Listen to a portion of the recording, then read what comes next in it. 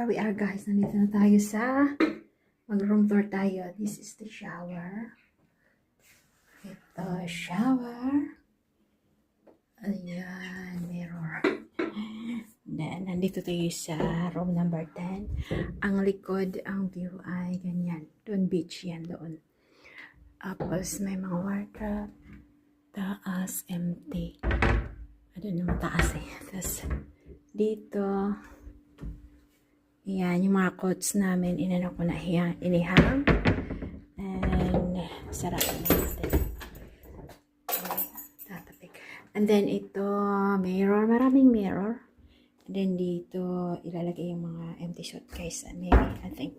Yan yung empty na suitcase. Tapos, ito yung table. May camera. May hair dryer. May hair dryer pala.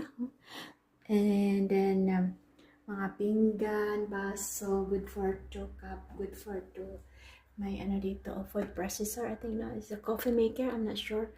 And I think that's a coffee maker. And then, ito, kettle. And mga pinggan and toaster. And then, ito, microwave. Ito, sangkalan ba?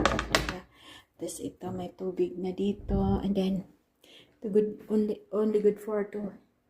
Tapos, iyan yung bed namin.